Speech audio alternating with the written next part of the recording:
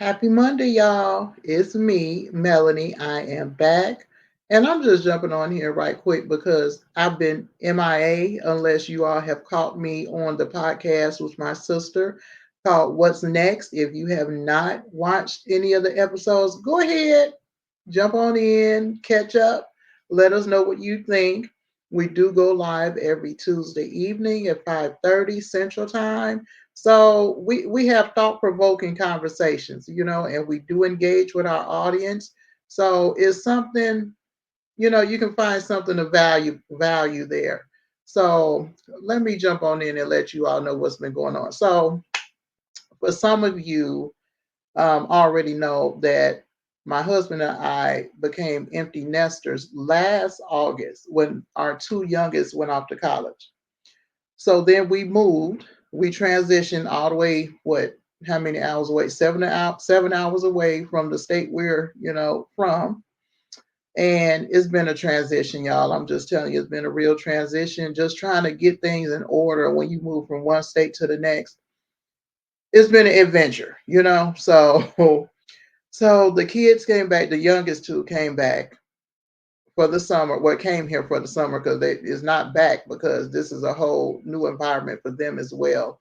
So once they were done with college, they came here, got jobs, worked over the summer, and then it's time for one of them. He's playing basketball. He has a scholarship at a school in Ohio to play ball. So we just recently got him out of here into Ohio. So that's something new for him. So yes, just lots of prayer for him because I know how it is when it's something totally new. But he's there with his teammates and they stay in an apartment off campus. So yeah, he's transitioning as well. So everything is going good for him. So also so the other one, the youngest son, he's starting like late classes and he didn't get in on time because a whole bunch of stuff we had going on, but he didn't get in on time because that wasn't his college of choice, the first choice that he chose. He didn't get accepted. So they didn't let us know until like the last minute. So where he registered, he got in, but not in time to get into a dorm for this term. So he won't be able to move into a dorm until January. So he's taking online classes starting in October, and we'll get him out of here in January. So that's some of what we've been up to. So then, just dealing with the weather here and the heavy rainfall. We just recently start having a leak in one of the rooms. Before that, we had, I call it the ghost lights.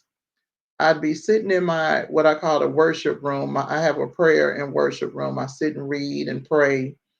And I noticed that the lights would dim, and then they'll, get back bright like they're supposed to be. So I'm like, okay, no big deal. And then they would cut off for like 5 seconds and then come back on. I'm like, wait a minute, what's going on here? So it would do that a couple of times. I'm like, okay, maybe, the electric company is, switching out transformers or, something like that. So that was going on for about a week. And I called the electric company and they made note of it.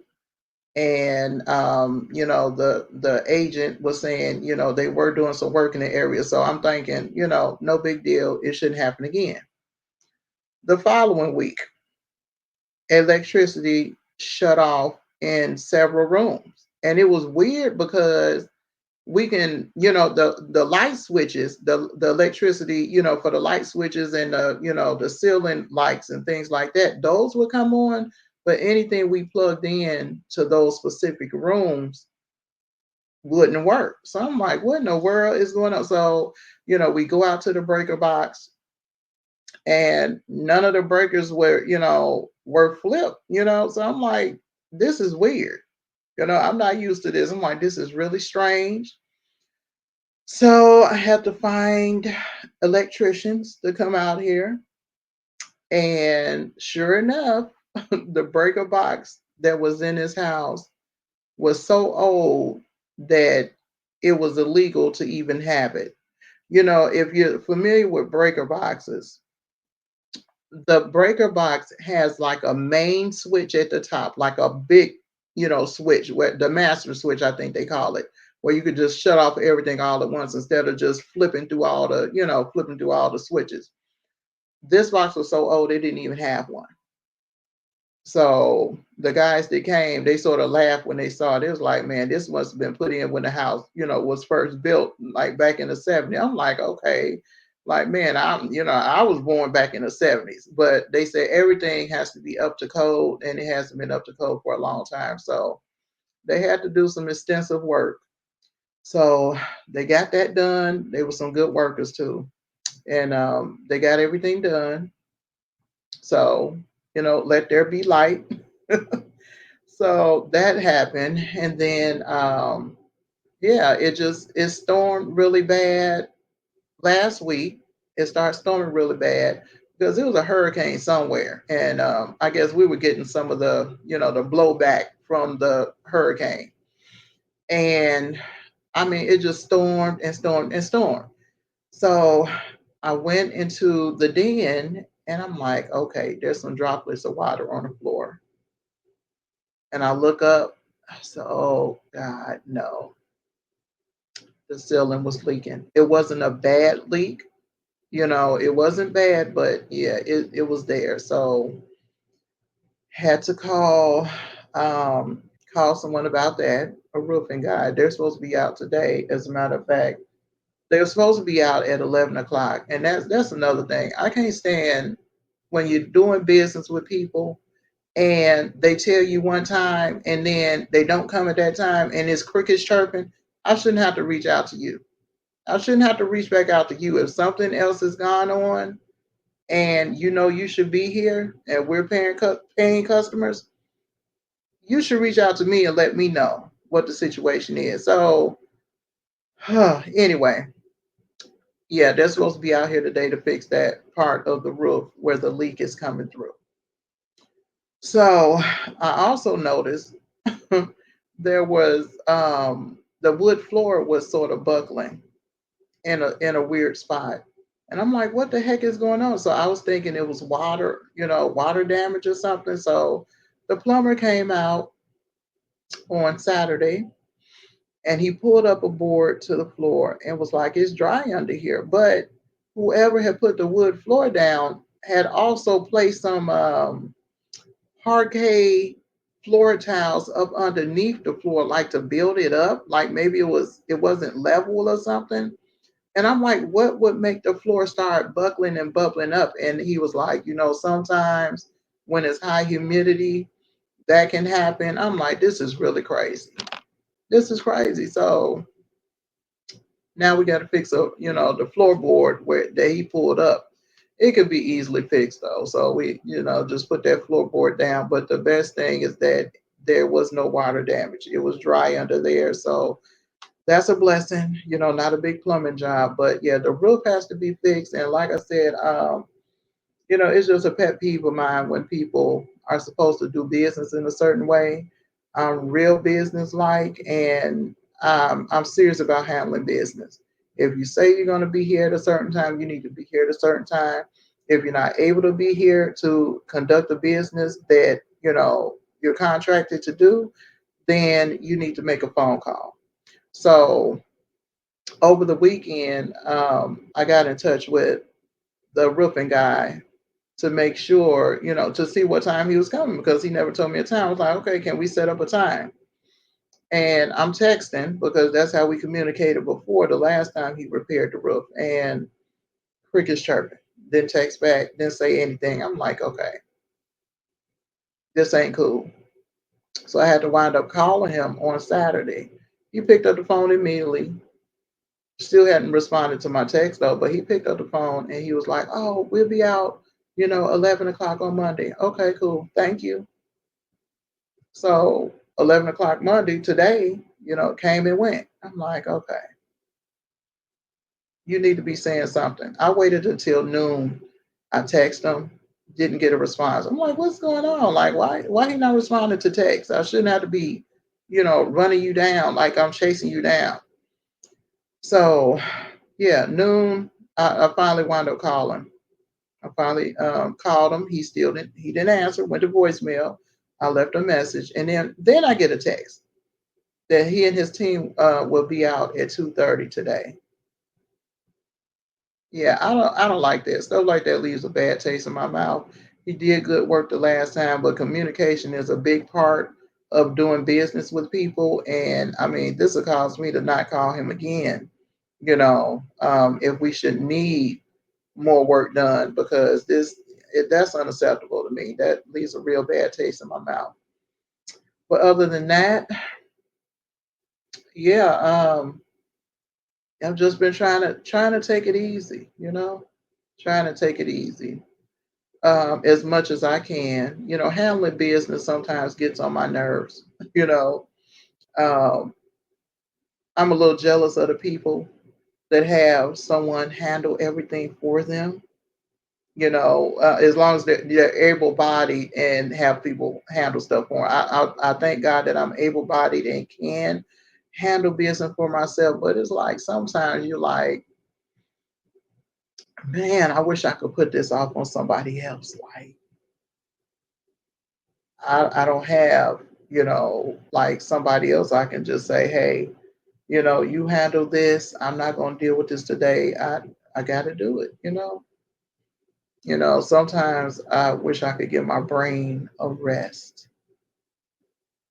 I really do. How many of y'all feel like that? Like, I do take some time when I really need it, where I just shut down and I might not even talk for a whole day because it's so much that, things that I have to handle and deal with on a daily basis. I'm like, okay, I got to shut it all down.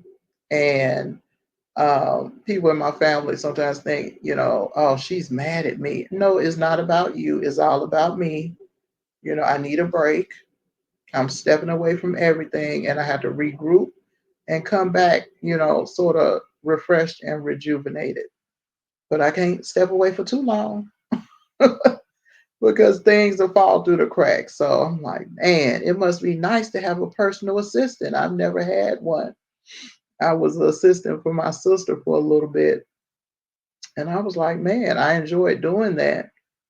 But I'm like, man, it must be nice. You have somebody else, scheduling your appointments and, calling to make your appointments, making sure your calendar is up to date and, just doing stuff like that for you.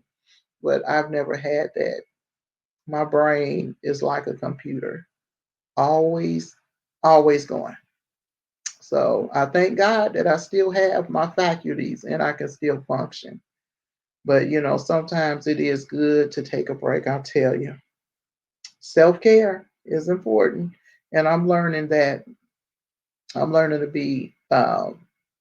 be more kind with myself because it used to be much worse. I was handling my business, everybody else's business, and just running around like a chicken with my head cut off and not taking care of myself in the process. But now I'm taking care of myself. I'm a priority. It's important that I keep myself, good and healthy and happy and mentally sane and stable. Okay. So yeah, so that's what I got going on. These people will be out here at 2:30 supposedly to fix this roof. And yeah, I was hoping they would get done, early. I've been up since early this morning. So I was hoping they would come out here at 11, like they said, and be out of my hair. And that way they would at least been here while my husband is here before he goes to work. But now I got to deal with them because, he'll be at work while they're here. So that's just a little bit of what's been going on around here. Just trying to, get my footing. And yeah, oh, I did have a very nice time we had an event at church for the women. It was a ladies, it was a, what was it? Dinner and devotion. So I went to that on Saturday evening and I really enjoyed that. Good conversation. It's just good to get out and be around like-minded people because I don't have any friends here. I didn't have any friends where I just moved from either. I lived there for 10 years, a part of Illinois, because, I moved there. And besides one lady that I used to work with, I really didn't communicate with, anybody. I didn't have a church home there when I was there in Illinois because I didn't find any to my liking in that small rural setting that we were in. So now I'm just ecstatic that we found a church home, wonderful people, good fellowship. So I had a good time. So I'm hoping we do more of that so the ladies can all fellowship together and just, really get to know each other. So that was a good time. So and then we went to church on Sunday. We really enjoyed that. But we had to leave a little bit early before the preacher was done preaching because our son had to be at work at 12:30. So Lord have mercy, I tell you. These childrens, okay, they better not ever say I ain't did nothing for them. Okay, me or my husband, they better not ever say it ever. So I had one son who just had a birthday, just had a birthday last week on the 12th. He made 35. I'm like, man, this just tripped out. The last time I talked to him, he said he had a conversation. Excuse me. He had a conversation with some of his friends, and they were all discussing how old their parents were. And he was like, my mom's 48. And they looked at him like, what? Like, wait a minute, what? Like, that sounds crazy. He was like, yeah, yeah, I know. Do the math, do the math. But yeah, I'm 49 now, about to be 50. But yeah, I had him when I was 14. Ugh, I tell you. Yep. So yeah, he has a young mother. He has a young mother. He just made 35 and I'll be 50 this year. So yeah, it's a blessing. It's a blessing. Children are a blessing. Our relationship is a little estranged, but yeah, I love them and I wish them all the best. And I, continue to pray for all the kids. Sometimes they go through things and they step away from the family, but I'm here. I'm here whenever he gets ready. So that's all that matters. But hey, so I'm just going to get off of here. And I hope you all will join us on our podcast tomorrow evening, where we will be discussing fear of rejection, which is something serious. Something serious. So I'm not going to talk about it now because I'm going to talk about it tomorrow evening. But you all can tune in tomorrow and yeah, let's get into it. Bring your popcorn, bring your questions, bring your comments, and just let's have a good conversation. All right, you all enjoy the rest of your Monday. Be blessed and have a fabulous week.